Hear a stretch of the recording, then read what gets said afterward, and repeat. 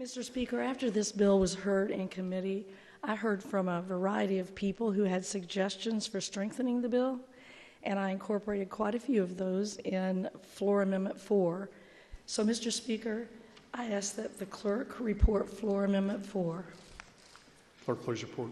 House Floor Amendment 4 to House Bill 580. Lady from Shelby. Move adoption. Motion is for the adoption of House Floor Amendment 4. Is there any discussion of the floor amendment? Seeing none, those in favor signify by voting aye. Those opposed, nay. House Floor Amendment 4 is adopted. Lady from Shelby. Mr. Speaker, I apologize for my voice. I've lost it, but I will try. Ladies and gentlemen, Mr. Speaker, this bill results from months of work and countless meetings with a wide variety of stakeholders who had a variety of political perspectives and who care deeply about the continuous improvement of our elections in the Commonwealth. I met often with various members of this body who serve on the House Education Committee, with the executive director and the legal counsel for the Kentucky State Board of Elections, and with various elected officials who have been chosen by voters in their counties and statewide to administer our elections. Various county clerks, including my own, and also including the president and a past president of the Kentucky Clerks Association, former Secretary of State Trey Grayson, the current Secretary of State Michael Adams, and various members of his administrative staff. I also met with a variety of concerned citizens, representatives from the League of Women Voters, from various interested citizens from all parts of the state. Each person helped shape this bill and make it better in addressing issues identified during the 2023 elections. I want to thank the gentleman from Jefferson 29, the gentleman from Jefferson 36, and the gentleman from Davies 13, all of whom shared ideas that helped shape this bill.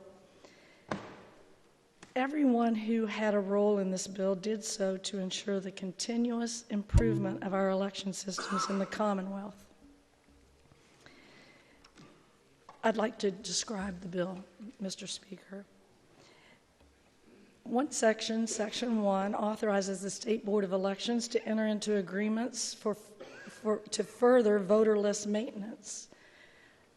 The House Floor Amendment 4 specifies that these agreements are to be with other governmental agencies.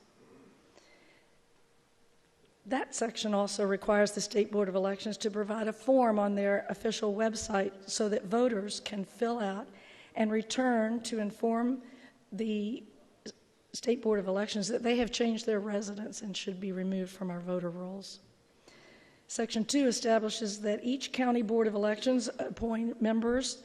Their members of their county boards should serve 4-year terms that expire on June 30th of the year following a presidential election.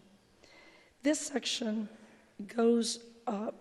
has a non-codified section that instructs the boards that the terms that would expire this June are reappointed until the June of next year, so that there aren't any new, untrained members of the board during the middle of a presidential election when we have our highest voter turnout. This section also increases the amount of compensation for members who serve on the county boards to not less than $50. It had been no less than $15 and no more than $100. Section 3 moves the date that the County Board of Elections must establish the place for each precinct from September 20th till January 15th, giving the Board of Elections more time to review and approve or disapprove the plans. Also clarifies that the County Board of Elections can use buildings constructed in whole or in part with tax revenue as voting places, both on election day and on all days of the excused or no excuse absentee voting at no cost to the board. The bill gives counties additional time to test voting systems and allows this work to start as soon as the ballots are certified. This will allow our county boards and vendors to perform this important task without being rushed. The bill also requires early submission of petitions to consolidate precinct locations, create vote centers, requires those petitions to include plans for the entire year and includes provisions allowing the amendments of those plans if clerks determine the need to do so. The bill also allows elections to be held free of charge if fully and partially funded, I think I already said that, with taxpayer funds. It requires the county boards to submit their petitions at least 120 days before a primary election.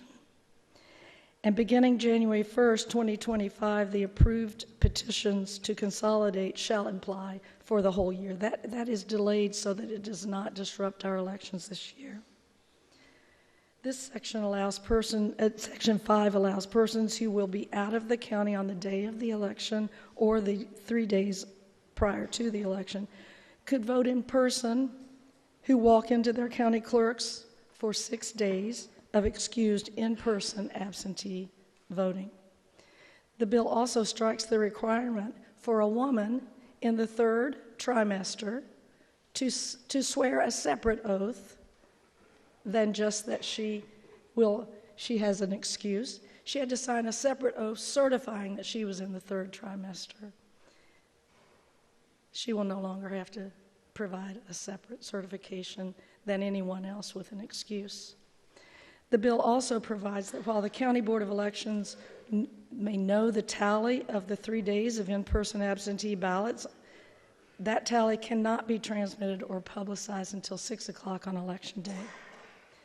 To tighten the security of the ballot while ensuring all persons have equal opportunity to vote, the bill requires that a post-secondary student may have his or her absentee ballot sent either to the home or to his or her residential address at school, and that an inmate who is in jail prior to a conviction may have his or her mail-in ballot sent to the jail where the voter is in custody at the time he or she applies for the absentee ballot.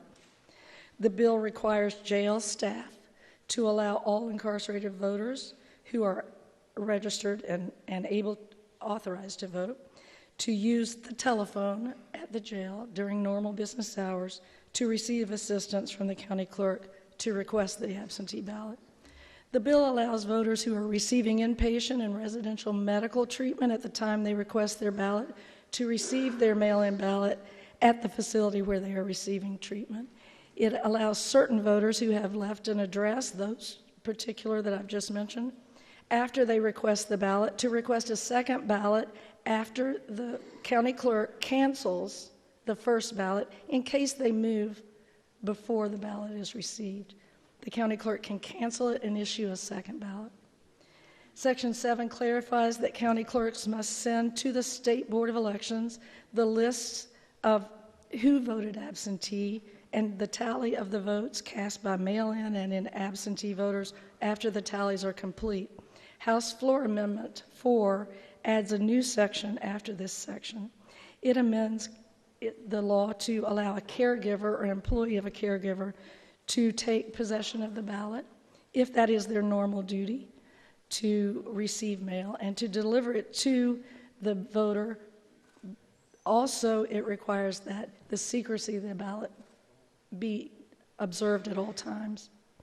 Section 9 prohibits any candidate who is disqualified in a primary from running for that same office in a regular election unless there is a vacancy of candidacy. Section 10 requires that election day results are tallied with all forms of absentee ballot results and that the tally is transmitted to the State Board of Elections only.